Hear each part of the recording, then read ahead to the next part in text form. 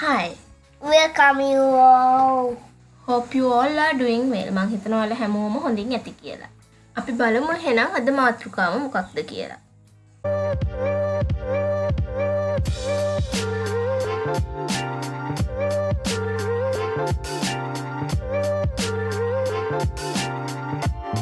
මං අද ඔයාලත් එක්ක කතා කරන්න යන්නේ රෑ කෑම ගැන.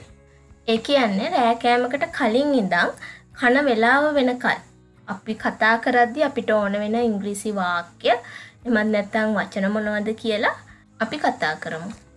උයන්න ගියාම කොයි වේලකදී වුණත් අපිට තියෙන ලොකුම ප්‍රශ්නේ තමයි මොනවද උයන්නේ. එහෙමත් නැත්නම් මොනවද කන්නේ කියන එක. ඉතින් අපිට මේක අහන්න පුළුවන් What are we having for dinner tonight? අද රැට මොනවද කන්නේ? What are we having for dinner tonight? මේක කෑම හදන කෙනාට අනිත් අයගෙන් අහන්නත් පුළුවන්. අනිත් අයට කෑම හදන කෙනාගෙන් අහන්නත් පුළුවන්. කොහොම ඇහුවත් එකම අර්ථය. මේකම අපිට කෙටි කරලා අහන්න පුළුවන් what's for dinner? What's for dinner? මොනවද රෑ කෑමට තියෙන්නේ? What would you like to have? What would you like to have? ඔයා කන්න කැමති මොනවද? එහෙම නැත්නම් ඔයා කැමති මොනවටද? කන්න හෝ බොන්න හෝ ඔයා කැමති මොනවටද කියන එක තමයි මෙතනින් අර්ථවත් වෙන්නේ. What would you prefer to eat? මෙතන ඉඳන් කෙලින්ම අහන්නේ ඔයා කන්න කැමති මොනවටද කියලා. ඔයා කැමතිම මොනවටද? ඔයා කන්න කැමතිම මොනවටද? What would you prefer to eat? prefer කියන වචන ගැන මම කලිනුත් පාඩම් වලදී කියලා දීලා තියෙනවා. like කියන එකට වඩා like එකට වඩා එහාට ගිහිල්ලා ගොඩක්ම කැමති කියන අර්ථයට තමයි prefer කියලා අපි පාවිච්චි කරන්නේ. What are you cooking? What are you cooking? මොනවද ඔයා උයන්නේ? ඊළඟ එක. Can we have roti for tonight please? අපිට අද රැට රොටි කන්න පුළුවන්ද? මේක ගොඩක් වෙලාවට අම්මලාගෙන් එක එක දේවල් චූටි පැටව ඉල්ලනවනේ. නැත්තම් ගෙදර අනිත් අයත් අම්මගෙන් ඉල්ලනවා අපිට රැට මේවා හදලා දෙන්න පුළුවන්ද කියලා. ඒ වගේ වෙලාවට පාවිච්චි කරන්න පුළුවන් මේ වාක්‍යය. රොටි කියන එක වෙනුවට ඔයාලා කැමති දෙයක් කැමති නමක් දාගන්න පුළුවන් මෙතනට. ඒ වගේම මෙතනදී tonight අද රැට වෙනුවට dinner කියන වචනේ පාවිච්චි කරන්නත් පුළුවන්. එහෙම නැත්නම් lunch, breakfast ඕන දෙයක් පාවිච්චි කරන්න පුළුවන්. tonight කියලා කියන්නේ අපි සාමාන්‍යයෙන් අද රැට කන්නේ මොනවද කියලා නහන්නේ. ඒකයි මම මෙතෙන්දී මේ වචනේ පාවිච්චි කරේ. එහෙම නැත්නම් can we have roti for dinner කියලා කියන්නත් පුළුවන්. Should we make some hoppers? අපි ආප්ප ටිකක් හදමුද? ඇත්තටම අපි උයන්න කලින් සෑහෙන දේවල් කල්පනා කරනෝනේ මොනවද හදන්නේ මොනවද කන්නේ කියලා. ඉතින් මම මෙතනට එනකල් කියපු හැම දෙයකින්ම හැම විදිහකින්ම අපිට මේ ප්‍රශ්නෙට උත්තරේ අනිත් අයගෙන් ගන්න විදිහ ගැන අදහසක් ගන්න පුළුවන්. තව එකක් තියෙනවා. Do you prefer meat or fish? ඔයා කැමති මස් වලටද මාළු වලටද?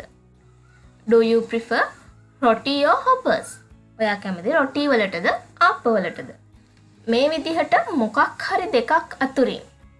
ඒ කියන්නේ choices දෙකක් තෝරා ගැනීම දෙකක් අතරින් අපිට එකක් තියෙනවා නම් අපිට do you prefer කියන එක මුලට දාලා අන්තිමේටම ඒ තෝරා ගැනීම දෙක සඳහන් කරන්න පුළුවන්. මෙතනදි මම අහනවා වගේ do you prefer meat or fish? ඔයා කැමති මස් වලටද මාළු වලටද? ඒ විදිහට. මේක කෑමකට බීමකට විතරක් නෙවෙයි හැම දෙයකටම අදාළයි. do you prefer cold or hot? ඔයා කැමති සීතලටද රස්නෙටද? ඒ විදිහට අපිට මේ වාක්‍ය පාවිච්චි කරන්න පුළුවන්. මේ ප්‍රශ්නේ පාවිච්චි කරන්න පුළුවන්. I am making dinner. I am making dinner. මම රෑ කෑම හදනවා. I am cooking dinner කියලා කියන්නත් පුළුවන්.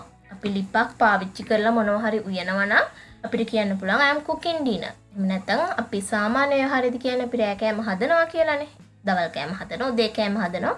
මේ ඕනම එකක් හදනවා කියන වචන පාවිච්චි කරන හින්දාම I am making dinner එහෙමත් නැත්නම් I am making food කියලා පාවිච්චි කරන්න පුළුවන්. ඊළඟට I'll make something with low salt for you. මේ වාක්‍ය නම් ටිකක් දිගයි නේද? අපි හැමීට බලමු.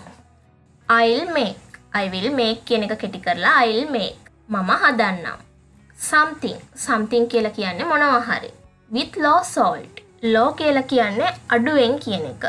low salt කියලා මෙතෙන්දි කියන්නේ ලුණු අඩුවෙන්. low sugar කිව්වොත් එහෙම සීනි අඩුවෙන්. for you. ඔයාට මම ඔයාට මොනවා හරි දෙයක් ලුණු අඩුවෙන් හදන්නම්. මට මෙතනදි කියන්න ඕනුනේ ඉංග්‍රීසි දිග වාක්‍යයක් එහෙමත් නැත්නම් වචන ගොඩාක් එකට දැක්කට බය වෙන්න එපා. ඕනම කෙටි හෝ දිග වාක්‍යයක් හැදිලා තියෙන්නේ වචන වලින්. ඉතින් අපි දන්න වචනවල තේරුම් ටික ගත්තම සාමාන්‍යයෙන් වාක්‍යයක තේරුම රෆ්ලි කියන්නේ ආසන්න වශයෙන් හොයාගන්න පුළුවන්. සමහර ඒවා ගැන සම්පූර්ණ තේරුමම හොයාගන්නත් පුළුවන්. හැබැයි මේක හැම තැනදීම වළංගු වෙන්නේ නැහැ. මං කිව්වේ බහුතර වාක්‍යවල තේරුම මේ විදිහට හොයාගන්න පුළුවන්. ඉතින් වාක්‍යයක් දිගට තියනවා දැක්කට බය වෙන්න එපා.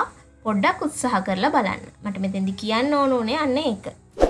ඒ වගේම ඉංග්‍රීසි ඉගෙන ගන්න උනන්දුවක් දක්වන අය විදිහට ඔයාලා පුළුවන් තරම් වචන ප්‍රමාණයක් තමන්ගේ ශබ්දකෝෂයට එකතු කරගන්න.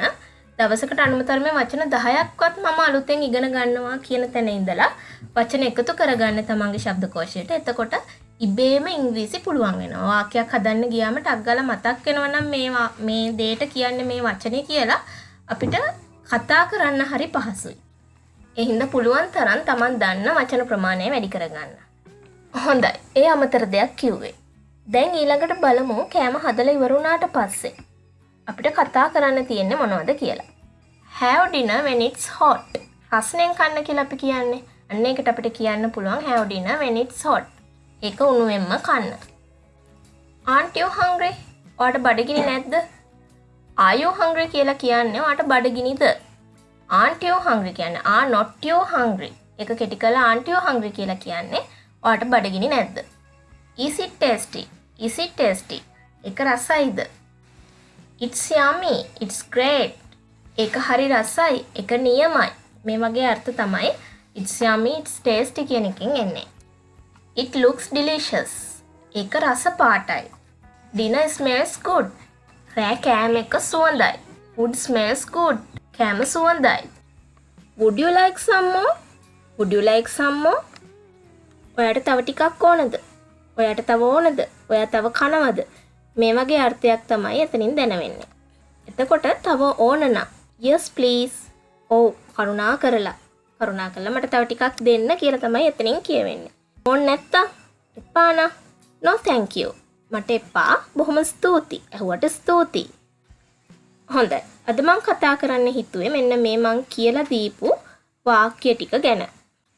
මෙතනදී dinner කියන එක එහෙමත් නැත්නම් රෑ කෑම කියන එක උදාහරණයකට අරගෙන තිබ්බට breakfast, lunch ඒ වගේ ඕනම වෙලාවකට මේ වාක්‍ය වචන භාවිතා කරන්න පුළුවන්. ඒ වගේම මම හැමදාම කියනවා මේ විදිහට වාක්‍යයේ යෙදෙන ඕනම තැනකදී ඔයාලට ගලපලා ගැලපෙන විදිහට මේ වාක්‍ය භාවිතා කරන්න පුළුවන්. කියලා දෙන්න තියෙන පහසුව නිසාම විතරයි උදාහරණ විදිහට මම එක තැනක් අරගෙන එතනදී වෙන දේවල් ගැන කතා කරනවා කියලා කියන්නේ අර මං කලින් කිව්වා වගේ කියලා දෙන්න තියෙන පහසුවට විතරයි. උදාහරණයක් විදිහට මම එක තැනක come quick කියන එක කියලා දුන්නා. come quick කියලා කියන්නේ ඉක්මනින් එන්න කියන එක. මේක දවසේ ඕනම තැනකදී ඕනම කෙනෙක් එක්ක අපිට භාවිතා කරන්න පුළුවන්. ඒ විදිහට අපිට ගැළපෙන තැනකට වාක්‍ය රටා යොදා ගන්න මම කලිනුත් මේක කියලා ඇති. පුළුවන් තරම් ප්‍රැක්ටිස් කරන්න, පුළුවන් තරම් වචන හොයාගන්න. කට වහගෙන ඉඳලා ඉංග්‍රීසි නෙවෙයි වෙන කිසිම භාෂාවක් කතා කරන්න බෑ. මම පහසුවෙන්ම කරන්න පුළුවන් දේ තමයි කිව්වේ දරුවත් එක්ක කතා කරන්න. දරුවටත් පුරුදු වෙනවා, ඔබටත් පුරුදු වෙනවා. ඒක හින්දා පුළුවන් තරම් ප්‍රැක්ටිස් කරන්න. බෑ කියන සිතුවිල්ල අයින් කරන්න, උවමනාව ඇති කරගන්න. ඔයාලා අනිවාර්යයෙන්ම තව ටිකක් දවස් යද්දී ඉංග්‍රීසි කතා කරනවා. මේ වීඩියෝ එක වටිනවා කියලා හිතනවා නම් ලයික් කරන්න, කමෙන්ට් කරන්න, ෂෙයා කරන්න. channel එක subscribe කරලා නැත්නම් subscribe කරන්න. ඔයාලා හැමෝටම සුබ දවසක්.